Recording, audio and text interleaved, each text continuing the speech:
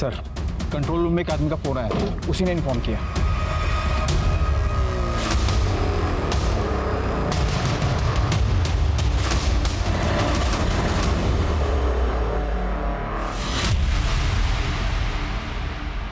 लगता है किसी ने पहले से मार कर जानबूझकर गाड़ी का एक्सीडेंट करवा दिया। गाड़ी महंगी लगती है सर, गाड़ी और कपड़ों से तो ये पैसे वाला लगता है। इसकी फोटो खींचकर आसपास के पुलिस स्टेशन में सर्कुलेट करो। जी सर। और ये गाड़ी के नंबर से ये पता करने की कोशिश करो ये गाड़ी किसके नंबर रजिस्टर्ड है। सर यहाँ देखिए।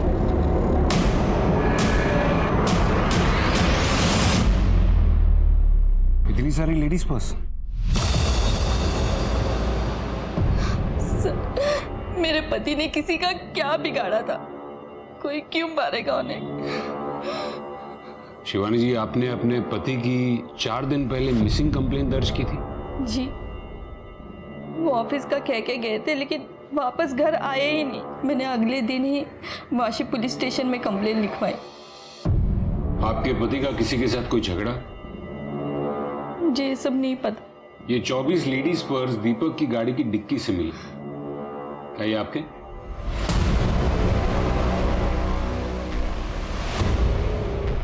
नहीं, ये पर्स मेरे नहीं है। एक बात बताइए, वो हमेशा ही अपनी गाड़ी ड्राइव करते थे या फिर कोई ड्राइवर रखा था? जी, हमारा एक ड्राइवर है प्रमोद, लेकिन पिछले 1 महीने से वो काम पे नहीं आ रहा है क्योंकि वो बीमार है। ठीक है, आप लोग जा सकते हैं।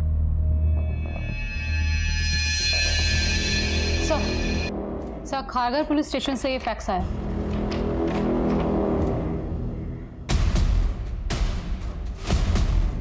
ये तो दीपक का स्केच है, बस खाली मूंछों का फर्क है। आखिर ये चक्कर क्या है?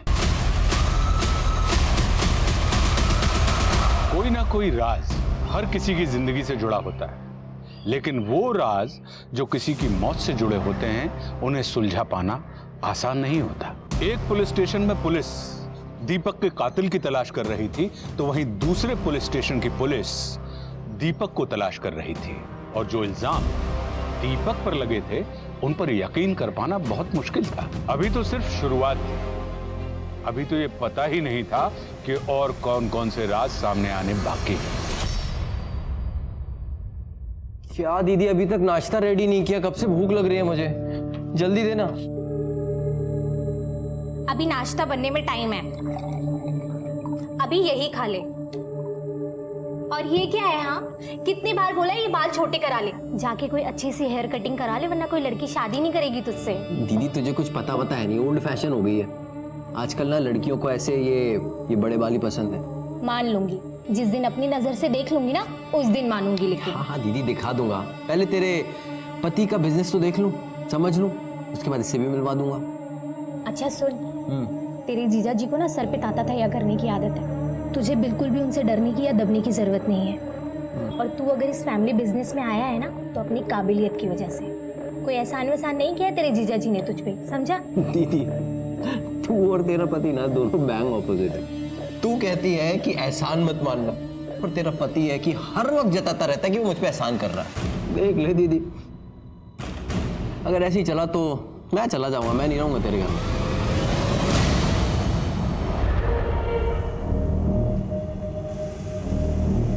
आ गई यशी करके। फोन उठाने पे तो मौत आती है तुझे, कब से फोन कर रहा हूँ। अरे हमारा फोन खो गया है। अच्छा, मेरे माथे पे कुछ लिखा हुआ है क्या? और तेरे बाप ने पैसे जमा करवाए थे जो एक ही झटके में मेरे अकाउंट से 15,000 रुपए निकाल के उड़ा दिया। तुम अपनी ही धुनकी में लगे रहते हो ना, एक बार पूछोगे नहीं कि हमारे साथ क्या हुआ है? अच्छा, ऐसा क्या हुआ है? वो हम खारघर से वाशी स्टेशन की तरफ जा रहे थे। अरे आप तो ऐसी हालत में आपको ज्यादा पैदल नहीं चलना चाहिए, मेरी पत्नी को भी बहुत तकलीफ होती थी। आप कहें तो मैं कहीं आपको छोड़ दूं? लेकिन हमें वाशी की ओर जाना है। अरे मैं भी वहीं जा रहा हूँ, आइए ना, छोड़ देता हूँ आपको। आइए आइए प्लीज।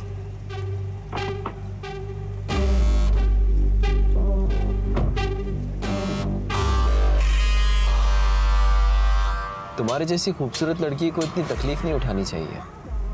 अरे हम तो भूल ही गए, हमें ना पैसे निकालने हैं। क्या आप एटीएम के पास कार रोक देंगे? हाँ बिल्कुल, क्यों नहीं। अरे आप क्यों तकलीफ कर रही हैं? मैं निकाल कर ले आता हूँ, अगर आपको मुझ पर भरोसा है तो। ऐसी बात नहीं है, आप बहुत ही अच्छे नेक इंसान हैं। 500 रुपये निकालना है। और पिन? 2211। तूने कार्ड और पिन उस आदमी को दे दिए और उसने निकाले अकाउंट से पैसे। अल्लाह कसम यही हुआ था। वो उसने कोई जादू टोना सा कर दिया था कि मैं उसके बाथरूम में आ गई। इतना झूठ बोलती रही औरत। हम सच कह रहे हैं। वो किसी बड़ी महंगी गाड़ी में आया था, दिखने में भी शरीफ दिख रहा था और पैसे की खुशबू तो मानो उसके बदन से आ रही थी। अब ऐसे आदमी पे किसको भरोसा नहीं होगा? शिंदे समझ में नहीं आ रहा है, ये दीपक करमरकर इतनी बड़ी फाइनेंस कंपनी का मालिक है, लेकिन खारगर पुलिस स्टेशन के मुताबिक दीपक करमरकर ने किसी रेशमा करवे का एटीएम लेकर उसके अकाउंट से पैसे चुराए। चक्कर क्या है? सर, रेशमा का पति। क्या नाम है तेरा? गणेश। गणेश, हमको ना तेरी बीवी से बात करनी। कहाँ है वो? वो तो भाग गई। भाग गई? कहाँ भाग गई? अरे हम पर क्यों बरस रहे हो? भरोसा नहीं है तो पुलिस से जाकर पूछो। हाँ, पुलिस के पास भी जाऊंगा, कचहरी भी जाऊंगा, तलाक के लिए। तलाक? इतनी सी बात के लिए? तेरा झूठ सुन सुन के थक गया हूँ। या तो तू मेरे 15,000 रुपए दे या फिर तलाक दे दे। साहब मुझे लगा एक दिन में अकल ठिकाने आ जाएगी, लेकिन वो तो गायब ही हो गई। तब मुझे लगता है ना उसी गाड़ी वाले के साथ भाग गई। सच बोल रहा है? सर मैं झूठ नहीं बोलता। झूठ बोले तो मेरी गली कुत्ता काट खाए मुझे। तेरी गली का कुत्ता काटे ना काटे, तू झूठ बोलेगा ना तो हम जरूर काटेंगे। फिलहाल ये शहर छोड़कर जाना नहीं, समझा ना? और तेरी बीवी रेशमा आई ना तो उसे यहाँ लेकर आना, हमें उससे बात करनी है। चल रिवर्स गियर डाल और निकल इधर से। सर, आपको क्या लगता है ये सच बोल रहा है? सुनिए, सच झूठ का तो पता नहीं है, लेकिन इस गणेश से डायरेक्टली या इनडायरेक्टली दो लोग जुड़ते हैं। एक दीपक जो मर चुका है और एक इसकी बीवी रेशमा जो भाग चुकी है। इस पर नजर रखो और रेशमा को कहीं से भी ढूंढ के निकालो, और ये दीपक की गाड़ी को और मोबाइल के जीपीएस सिस्टम को ट्रैक करो, और वो जहां जहां गया था वो एरियाज के सीसीटीवी कैमरा को खंगालो। जी सर। सर, दीपक के ऑफिस से पता चला है कि दीपक की कुछ दिनों पहले एक पर्स मैन्युफैक्चरर के साथ बहुत गर्मा गर्मी हो गई थी। कौन है ये लोग? I am sure mister Jain कि आपकी बेटी काफ़ी इंटेलिजेंट है, लेकिन मैं आपकी कंपनी को फाइनेंस नहीं कर पाऊंगा। क्यों? क्योंकि आज वर्ल्ड में ज़्यादातर लोग एनिमल क्रुएल्टी के अगेंस्ट हैं, जीव हत्या के खिलाफ। ऐसे में किसी प्योर लेदर के बिजनेस में इन्वेस्ट करके मैं कोई रिस्क नहीं ले सकता। ऐसे बकवास प्रपोजल में मुझे कोई इंटरेस्ट नहीं है। बहुत बड़ी गलती कर रहे हैं आप मिस्टर दीपक। आप लोग जा सकते हैं। हम लोग यहाँ बिजनेस प्रपोजल लेके आए थे, भीख मांगने नहीं, जो इतना आखड़ दिखा रहे हैं आप। पैसा होना तो अकड़ आ ही जाती है। सिक्योरिटी! मिस्टर दीपक, याद रखूंगा इस बेइज्जती को। आपकी बेटी के बिजनेस आइडिया को दीपक ने फाइनेंस नहीं किया था ना? जाहिर है एक बाप को गुस्सा तो आया होगा। आया था सर, लेकिन सर एक बिजनेसमैन अपना बदला बिजनेस में आगे बढ़कर लेता है, किसी का खून करके नहीं। तो आपकी फैक्ट्री से निकले लेडीज पर्स दीपक की गाड़ी में क्या कर रहे थे? सर आप कहना क्या चाहते हैं? मैंने सारे पर्स दीपक के कार के डिक्की में रखे, फिर उसका मर्डर किया, क्या कह रहे हैं सर आप? सर इनफैक्ट ये बैग्स हमारे कंपनी की है ही नहीं। इसकी डिजाइन्स देखिए कितनी लोकल है। ये ना आपको सड़क पे आराम से मिल जाएगी। कंगना ऐश्वर्या आलिया की पसंद, ले लो 300 रुपए 300 रुपए 300 एम 300 फिक्स प्राइस है, नो बार्गेनिंग। और ये? हाँ ये भी 300 है ना, बार्गेनिंग नहीं है मैम। अरे कल ही खरीदा मम्मी ने, प्रियंका ने अपनी शादी में पहना था ना, बिल्कुल वैसा ही है, एकदम चटक लाल, ऊपर से गोल्डन वर्क है, सिल्वर भी। तू देखना, पहनूंगी ना तो प्रियंका से भी ज्यादा सुंदर लगूंगी। तू आ रही है ना? ये तो दीपक की स्केच है, लेकिन ये मूंछ है। मैंने तो इतने सालों में उन्हें कभी मूंछों के साथ नहीं देखा। देखिए मैडम, नकली मूछें लगाना बहुत आम बात होती है। मैं कुछ समझी नहीं, बात क्या है? ये कैसी बातें कर रहे हैं आप? मेरे पति बिल्कुल ऐसे नहीं थे। अरे उनका मर्डर केस सॉल्व करने के बजाय आप लोग उस पर घिनौना आरोप लगा रहे हैं। ये एफआईआर रिपोर्ट 1 महीने पहले दर्ज की गई थी। देखिए शिवानी जी, हर इंसान के अलग अलग रूप होते हैं। क्या आपके पति दीपक की जिंदगी का ऐसा कोई पहलू था जो शायद छुपा कर रखते हो? मुझे नहीं लगता। अरे आप लोग यहाँ क्या कर रहे हैं? मैंने मना किया था ना कमरे से बाहर निकलने के लिए। चलिए अंदर जाइए, अंदर जाइए।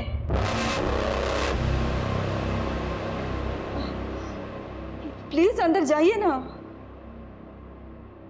ये आपका ड्राइवर प्रमोद, ये कितने साल से काम कर रहा था? बहुत साल हो गए उसे। रोहन जब छोटा था तब से है वो, और दीपक ने उसे मेरे और रोहन के लिए ही रखा था। अपनी गाड़ी वो खुद ही ड्राइव करते थे। शिवानी जी, दीपक के कॉल रिकॉर्ड से हमें ये पता चला है कि आखिरी बार बात उनकी आपके साथ हुई थी। कोई खास बात? नहीं, मैं तो बस उन्हें यही पूछ रही थी कि वो कब तक घर लौटेंगे, और उन्होंने कहा 1 घंटे में। शिवानी, बस रोज रोज एक ही सवाल। अरे जो बनाओगे खा लूंगा। हाँ, पहुंच रहा हूँ 1 घंटे में। हाँ हाँ, ऑफिस में ही हूं। आ रहा हूं ना, रखो अभी।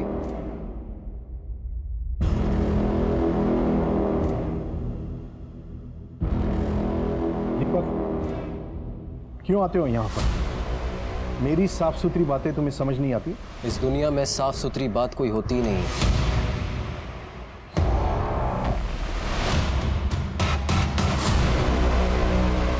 ए जीजू, और क्या चल रहा है? टाइम पास चल रहा है। तू बता, कैसा लगा रिसोर्ट? सच कहूं, मजा नहीं आ रहा है, एकदम बोरिंग है। अच्छा, और बोरिंग क्यों लग रहा है तुझे? जीजू, जहां इतनी मनहूसियत हो वहां बिजनेस कैसे बढ़ेगा?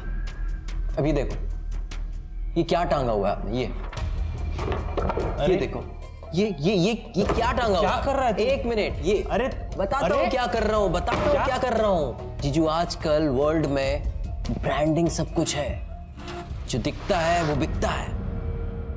आप यहां ना अपनी एक बड़ी सी पिक्चर टांगो किसी सेलिब्रिटी के साथ, एकदम स्टाइलिश। तेरे दिमाग का पुर्जा हिल गया है? क्या करा ये? याद रख, तेरी बहन की वजह से तेरा पागलपन झेल रहा हूं मैं, समझा तू? और मेरी बड़ी वाली फोटो लगा के क्या होगा? क्या होगा? आप एक बार करके तो देखो, फिर देखो बिजनेस कहां से कहां जाता है। बिजनेस जहां जाना है वहां जाएगा। पहले ये फ्रेम्स तू वापस जगह पे लगा। जीजू, मैं ना एक फोटोग्राफर लेके आता हूँ, पिक्चर तो आपकी लगाऊंगा मैं। रेडी रहना। सर, हमने दीपक के ऑफिस के सारे पेपर्स और बाकी के रिकॉर्ड्स भी चेक किए, पर ऐसा कोई भी एविडेंस नहीं मिला जिससे कि साबित हो सके कि वो पर्स स्मगल किए गए। सर, दीपक के कांटेक्ट में किसी सस्पिशियस पर्सन का नाम भी नहीं है। उसका ड्राइवर प्रमोद, उसके बारे में कुछ पता चला? हाँ सर, हम उसके गांव गए थे, उसकी डेथ हो चुकी है सर। व्हाट? हाँ सर, एक बीमारी के चलते काफी पहले उसकी डेथ हो चुकी है। वैसे सर, क्राइम स्पॉट के आसपास की सीसीटीवी फुटेज मैंने मंगवाई है, पर ट्रैफिक डिपार्टमेंट की तरफ से थोड़ा टाइम लग रहा है। ठीक है, मैं कमिश्नर के ऑफिस से फोन करवाता हूँ। सर एक अच्छी खबर है। सर, हमें दीपक की कार में से जो बैग्स मिले थे, उनमें से 2 के बोनाफाइड सीरियल नंबर से पता चला है कि वो क्रेडिट कार्ड से खरीदे गए थे, अनीता कश्यप और श्रेया खट्टर के नाम से। उन दोनों से पूछताछ करो और उनसे पता करो कि उनके पर्स दीपक की गाड़ी में क्या कर रहे थे।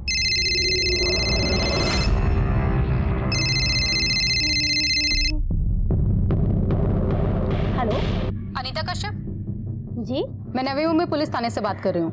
मुझे आपसे एक बैग के सिलसिले में बात करनी थी, जो आपने पूना से खरीदा था और अब शायद आपसे खो गया। आई एम सॉरी, मुझे नहीं पता आप किस बारे में बात कर रहे हैं। मेरा कोई पर्स नहीं खोया है। ठीक है, जरूरत पड़ी तो आपको दोबारा कॉल करूँगी। जी।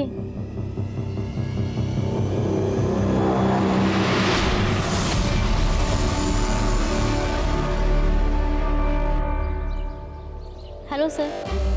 Please have a seat.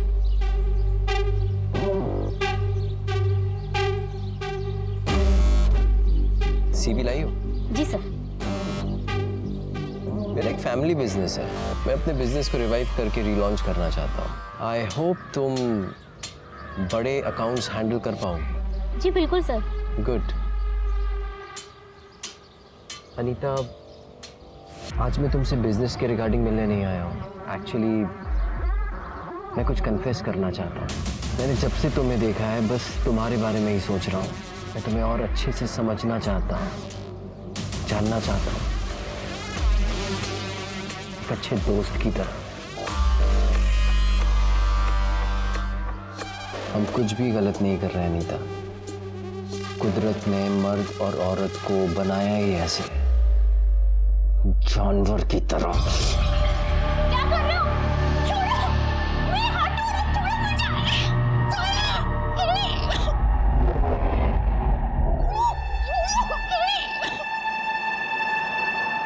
Anita, Anita बेटा नीचे आ जाओ, लड़के वाले आ गए हैं।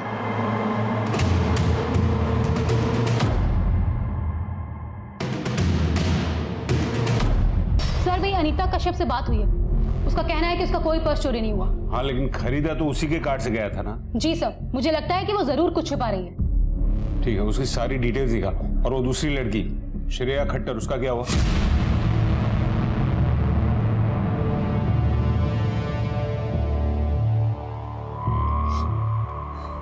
वही है मैम।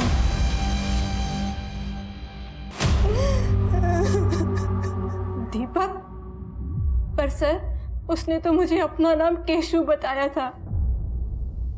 मैं उसका चेहरा कभी नहीं भूल सकती। मैंने उससे सच्चा प्यार किया था सर। लगता है ये दीपक नाम बदल कर सारे क्राइम्स करता था। कहाँ मिली थी तुम उसे? सर वाशी मॉल में। मैं वहाँ पर एक सेल्स गर्ल का काम करती थी सर। मुश्किल से 1 हफ्ते बाद ही उसने मुझे शादी के लिए प्रपोज कर दिया था। हम 1 हफ्ते की छुट्टी के लिए गोवा गए थे सर। सब कुछ मेरे लिए सपने जैसा था, लेकिन सर सपने तो टूट जाते हैं ना। और ये मुझे गोवा में छोड़कर कहीं गायब हो गया। कितने साल पहले की बात है ये? सर करीबन 1 साल हो गया। मुझे उसके साथ बिताया हुआ हर पल अच्छे से याद है सर। उसने मुझसे जबरदस्ती अपने लिए एक महंगा मोबाइल खरीदवाया। शिंदे, लेकिन हमें तो एक भी मोबाइल नहीं मिला।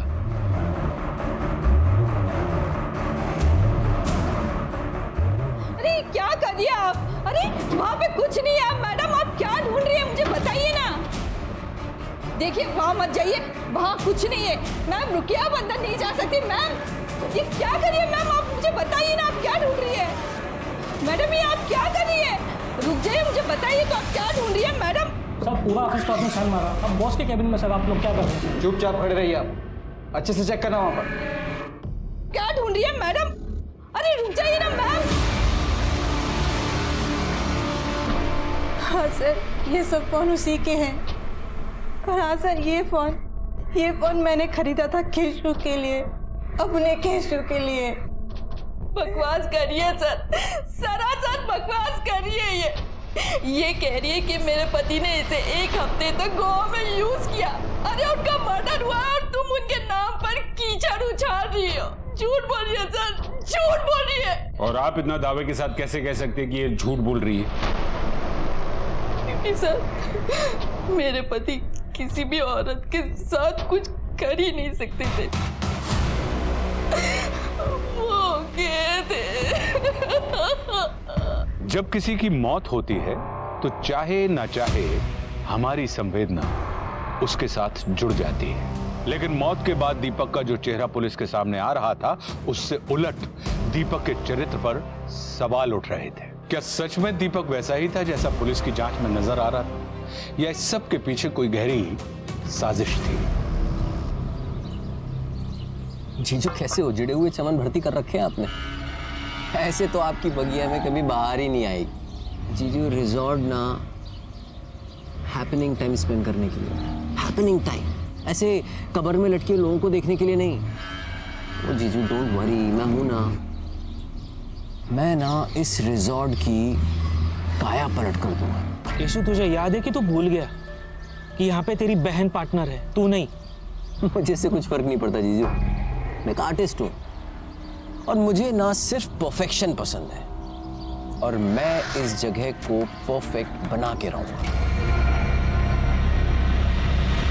ये दीपक करमरकर की ट्रैवल हिस्ट्री को चेक करो और पता करो कि वो दोनों औरतें, दीपक की बीवी और वो श्रेया, वो दोनों जो क्लेम कर रही है उसमें कोई सच्चाई है भी या नहीं। जी सर।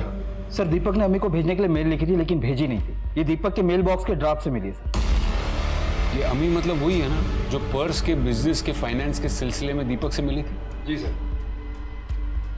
मैं तुम्हारे बिजनेस आइडिया को सपोर्ट कर सकता हूं, लेकिन मेरी एक कंडीशन है। सर मेरे फादर इन लॉ कल शाम से मिसिंग है। मैंने काफी बार उन्हें फोन ट्राई किया लेकिन वो फोन ही नहीं उठा रहे। आपका किसी और शहर में या गांव में घर है, उसका कोई एड्रेस हो तो दीजिए। सर इस बारे में मुझे कुछ नहीं पता। मैं सिर्फ 10 दिनों से उन्हें जानती हूँ। 10 दिन पहले ही हमारे घर रहने आए थे। तुम शिवानी हो ना? हाँ, लेकिन आप? मैं दीपक का पिता। लेकिन पापा, हाँ, खुश रहो, खुश रहो। इतने साल बाद आखिर आपने हमें माफ कर ही दिया। थैंक यू सो मच पापा। अरे तुम देख क्या रही हो? पैर छुओ। अरे रोहन, बेटा जल्दी आओ, जल्दी जल्दी। कम कम कम कम। ये देखो दादू आए, नमस्ते करो। नमस्ते। नमस्ते नमस्ते बेटा, नमस्ते। इसका मतलब है आपकी और दीपक की शादी दीपक के पेरेंट्स की मर्जी के खिलाफ हुई थी? जी सर, मैं दीपक से उम्र में बड़ी थी, ज्यादा पढ़ी लिखी नहीं थी, इसीलिए शायद वो मुझे पसंद ही नहीं करते थे। और इतने साल के बाद वो अचानक से घर आ गए? हाँ सर, 8 साल बाद। और आपका कहना है कि आपको शादी से पहले ही पता था कि दीपक को औरतों में इंटरेस्ट नहीं है, और फिर भी आपने शादी की? जो इंसान किताब की तरह आपके सामने अपनी जिंदगी के पन्ने खोल के रखते, उस पर तो भरोसा करना ही पड़ता है ना सर। उन्होंने मुझे पहले ही बता दिया था कि वो मुझे पत्नी के सब अधिकार देंगे सिवाय एक अधिकार को छोड़कर, और हम बच्चा भी IVF के थ्रू करेंगे। मुझे एक बात बताइए, दीपक की मौत में और आपके ससुर के मिसिंग होने में आपको कोई कनेक्शन लग रहा है? मुझे कुछ नहीं पता सर। लेकिन हमने पता किया, श्रेया झूठ नहीं बोल रही थी। श्रेया ने केशु के बॉडी पर एक बर्थ मार्क के बारे में बताया था, जो वाकई में दीपक की बॉडी पर था। इनफैक्ट श्रेया के पहले रेशमा ने भी दीपक के बारे में कंप्लेन दर्ज की, और अब रेशमा भी मिसिंग। जब आपको लगता है कि दीपक इतने सालों तक मुझसे झूठ बोल रहा था, वो धोखेबाज है, वो एक पर्वर्ट है, और समाज में अपना परिवार दिखाने के लिए मुझसे उसने शादी की, तो ये भी बता दीजिए ना कि उसके पिता कहाँ है।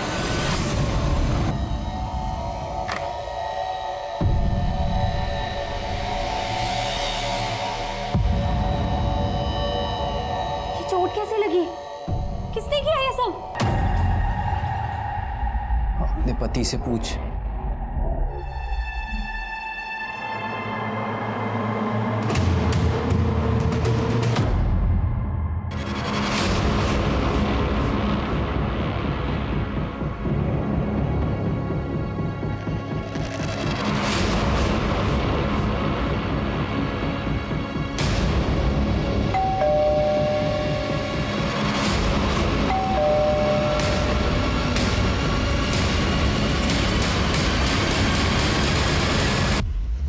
जी मैं शिव करमरकर को ढूंढ रहा हूँ। हाँ बोलिए। मैं ही हूँ शिव करमरकर। क्या दीपक करमरकर के पिता आप हैं? जी हाँ, दीपक का पिता मैं ही हूँ। दीपक, क्यों आते हो यहाँ पर? मेरी साफ सुथरी बातें तुम्हें समझ नहीं आती? इस दुनिया में साफ सुथरी बात कोई होती ही नहीं। ऐसे कैसे हो सकता है? दीपक ने तो खुद बताया था कि वो उसके पिता है। हमने सब पता कर लिया। दीपक का असली पिता वो नहीं कोई और है, और उसने हमें बताया कि आपने पैसों के चक्कर में दीपक से शादी की। झूठ बात, बकवास कर रहा है वो। यही तो समझ में नहीं आ रहा कि बकवास आखिर कर कौन रहा है, और गेम किसने खेला है? आपने, दीपक के नकली पिता ने, या फिर दीपक अपने ही किसी गेम का शिकार बन गया? और इन सब सवालों के जवाब देने के लिए आपको हमारा मेहमान बनना होगा। मैंने कुछ नहीं किया, छोड़ दीजिए मुझे। सर, दीपक के घर से जो हमें फोन्स मिले थे उन सभी को हमने डिकोड किया, और उनमें से एक फोन में सर हमें ये इमेजेस मिली।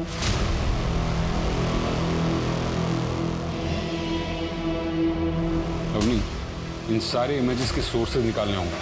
जी सर, ट्रैफिक डिपार्टमेंट की तरफ से CCTV फुटेज आई।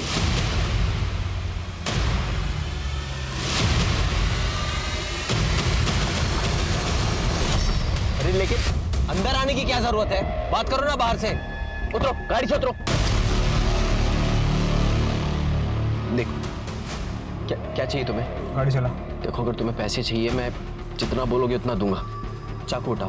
बोला ना, गाड़ी चला।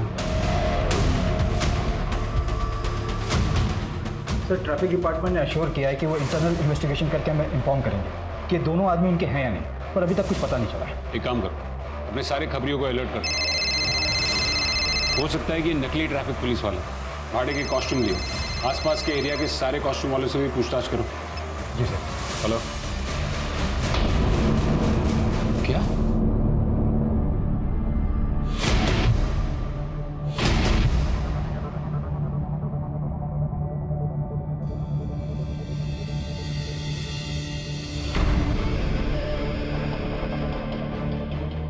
आपने कब देखा इसको? सर करीब 2 घंटे पहले जब मैं यहाँ आई तब वो ऐसे ही थी। इसे हॉस्पिटल ले जाना होगा शिंदे, एम्बुलेंस बुलाओ। जी सर। सब मेरी ही गलती है। आपकी गलती? मैं कुछ समझा नहीं। सर एक और लड़की 3 दिन से गायब थी और आपने पुलिस में कंप्लेंट भी नहीं की। सर मैं सच कह रही हूँ, मैं बहुत डर गई थी। मैं नहीं चाह रही थी कि मेरे इस पीजी की बदनामी हो। सर एम्बुलेंस आ रही है।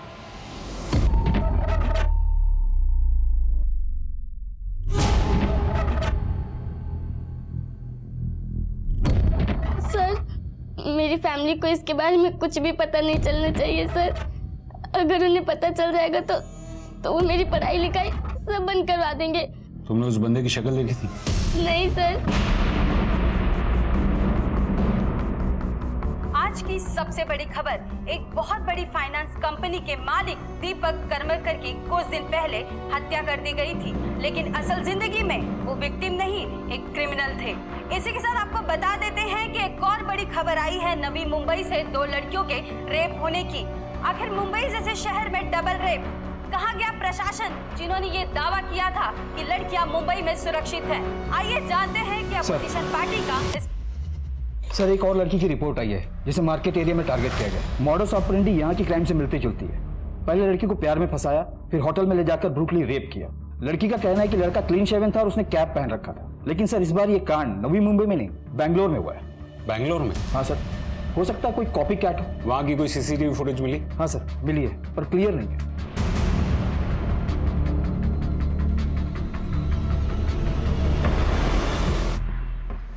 इसमें तो कुछ भी पता नहीं चल रहा है।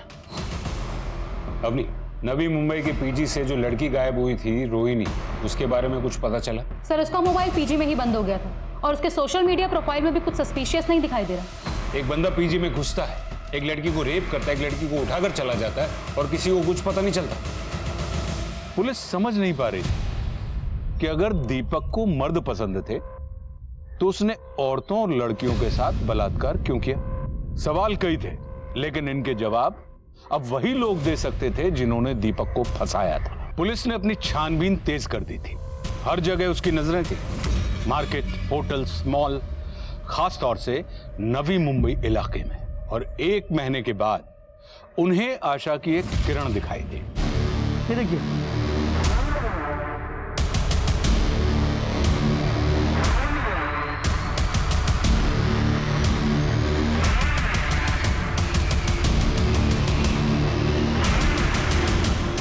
कंफर्म सर, उस सुनसान जगह पे जो लाश मिली है वो रेशमा करवे की है। उसके मोबाइल के जीपीएस की हिस्ट्री ट्रेस करो और देखो कि वो जहां जहां गई हैं वहां कौन कौन से नंबर्स एक्टिव हैं और देखो कि उनमें से कोई कॉमन नंबर्स मिलते हैं क्या। Okay sir. और एक बात है सर, दीपक की मौत के 1 दिन पहले ट्रैफिक पुलिस की फुल कॉस्ट्यूम रेंट पर ली गई। हम ट्रेस कर रहे हैं सर, और दीपक के नकली बाप को ढूंढने के लिए खबरियों को भी काम पर लगा दिया है।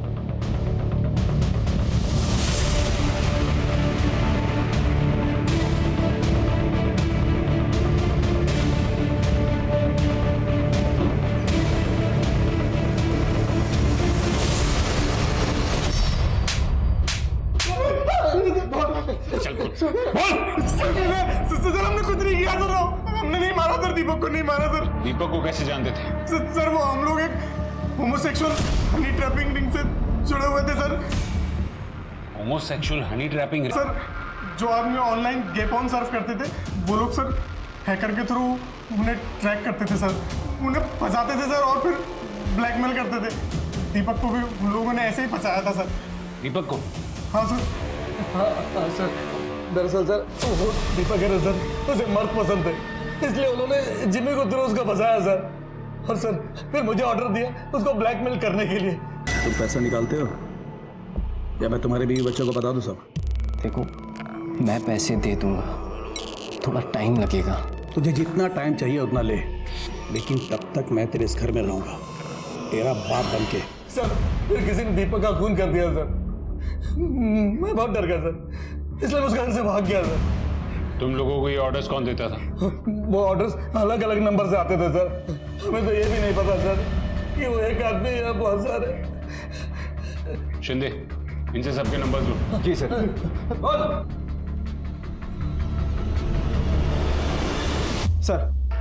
सर जिम्मी और उसके साथी ने हमें 18 नंबर्स दिए हैं, इसमें से बहुत से नंबर इंटरनेशनल्स हैं।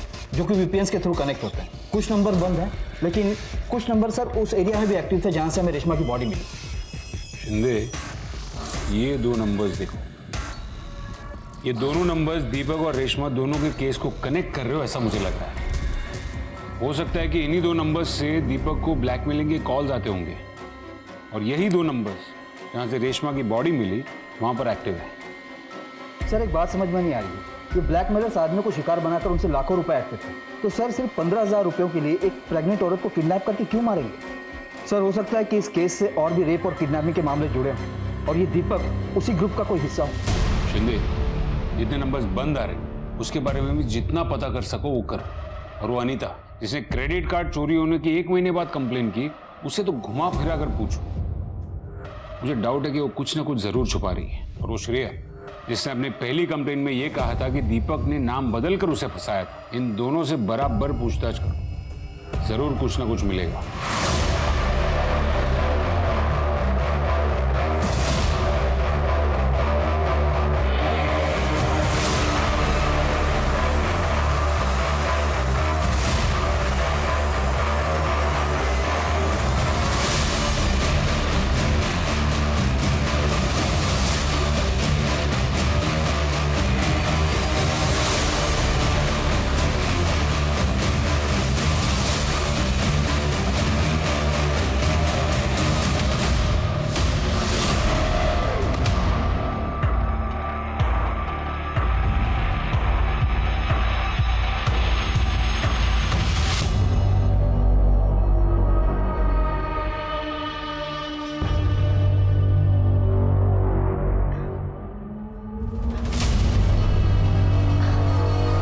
रुको ना, थोड़ी देर बात करते हैं।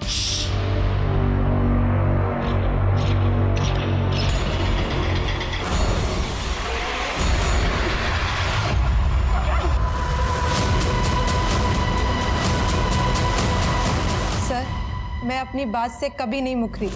मैं आज भी आपसे ये बात कहती हूँ कि उसने मुझे धोखा दिया है और मैंने उससे सच्चा प्यार किया था। करती हूँ और करती रहूँगी।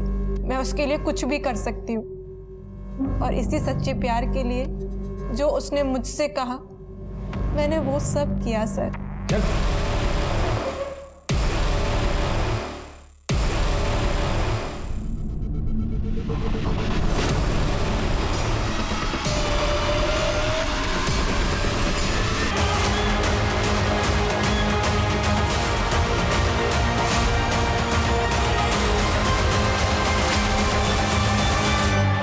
Ranganathan, mastermind with criminal mentality. तुम्हें देखकर मुझे अफसोस होता है, एक जीनियस स्टूडेंट रह चुका है, MBA किया और कॉलेज से हैकिंग शुरू कर दी, और अपनी सबसे बड़ी गेम खेली तूने अपने हमशक्ल दीपक करमरकर को मारकर। क्यों किया ये सब? तो मैंने मजाक मजाक में हैकिंग के थ्रू ये गे लोगों को ट्रेस करना शुरू कर दिया जो कभी भी अपनी आइडेंटिटी रिवील नहीं करते। बाद में समझ में आया कि इससे तो मैं काफी पैसा कमा सकता हूँ। दीपक को भी मैंने ऐसे ही अपना शिकार बनाया और शिकार बनाकर मार दिया। आर्टिस्ट हूँ मैं सर, आर्टिस्ट। किसी को भी अपने काबू में कर सकता हूँ। और ये जो लड़की लोग होती है ना सर, ये ना बहुत बेवकूफ टाइप की होती है। Don't mind madam, but that's the truth. इनसे आप थोड़ा सा बाबू सोना हनी बोल दो, मक्खी की तरह चिपक जाती है। पर क्या करें सर, बॉडी को जो चाहिए तो चाहिए, तो पहले थोड़ा सा मुंह लगा लो और फिर जब चिपकने लगे ना तो दूसरे शिकार की तरफ शिफ्ट हो जाओ। बस सिंपल है। दीपक की कार से 24 पर्स मिले थे, वो सब क्यों किया तूने? वो भी तेरा मजाक था या फिर कोई पर्सनल खुन्नस? डोंट माइंड ना, तो मैंने पुलिस को बेवकूफ बनाने के लिए किया था। जो उसने मुझसे कहा मैंने वो सब किया सर। एक औरत ने पुलिस में मेरी शिकायत की है। मैं लंबे समय के लिए जेल जा सकता हूँ। मैं जानता हूँ कि तुम मेरी बात भी समझोगी और मेरी मदद भी करोगी। श्रेया एक आदमी है, दीपक करमरकर, हूबहू मेरी शक्ल का। श्रेया, मेरे पास एक बहुत अच्छा प्लान है। मैं उसका खून करूँगा, बस तुम्हें उसे आइडेंटिफाई करना।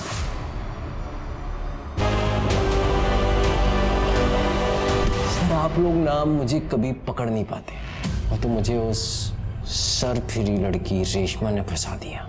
या तो हमारे पैसे अभी के अभी हमें वापस कर दो, या हम तुम्हारी कार का नंबर पुलिस को देके आ रहे हैं। और तुम्हारा ये हुलिया तो हम पहले ही पुलिस को बता चुके। तुमको पैसे चाहिए ना, मैं अभी तुम्हारे पैसे ला कर दूं। रुको, 2 मिनट लगेंगे। कितनी औरतों को बेवकूफ बनाकर उनका रेप कर चुका है? 1 मिनट सर।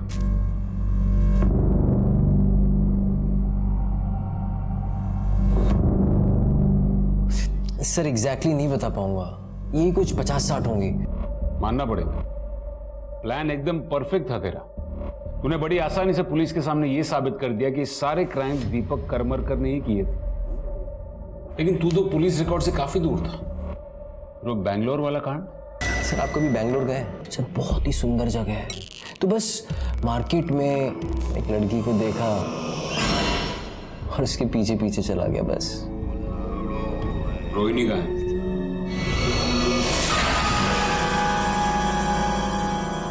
क्या हुआ? वो पीजी का double rape case, Sonia, Rohini को तूने ही उठाया था ना? कहाँ है रोहिणी?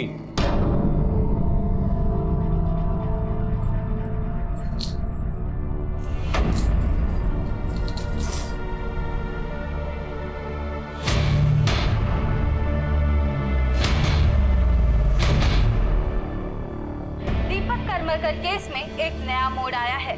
असल जिंदगी में दीपक क्रिमिनल नहीं बल्कि विक्टिम थे और उन पर सारे लगाए गए इल्जाम बेबुनियाद थे।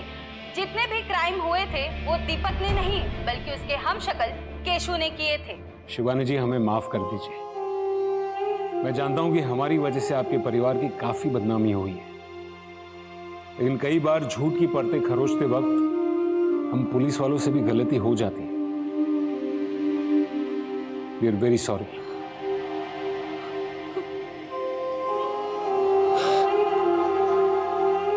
किसी ने नहीं सोचा था कि दीपक के केस का अंत ऐसे होगा। दीपक काल का शिकार सिर्फ इसलिए बना क्योंकि उसका चेहरा केशु से मिलता था। यह बात डरने के लिए काफी है कि कोई अपनी जिंदगी के सुख दुख का लेखा जोखा संभाल रहा है और उसे सिर्फ इसलिए मार दिया जाता है कि उसकी पहचान किसी और के काम आ सकती है। केशु जैसे अपराधी को इस समाज में रहने का हक नहीं है, लेकिन यह सच है कि उसके जैसे ना जाने कितने अपराधी हमारे समाज में हमारे बीच रहते हैं, मासूमों को अपना शिकार बनाते हैं और किसी को कुछ पता नहीं चलता। हमारी और हमारे अपनों की खुशनुमा सुरक्षित जिंदगी की जिम्मेदारी हमारी है, लेकिन इसके लिए हर वक्त हमें सचेत और सतर्क रहना चाहिए। अब मैं आशुतोष राणा विदा लेता हूं आपसे। हम फिर मिलेंगे एक ऐसी ही कहानी के साथ जो आपको रखेगी सतर्क और जिंदगी को सुरक्षित। तब तक अपना और अपने परिवार का ख्याल रखिए और देखते रहिए क्राइम पेट्रोल सतर्क।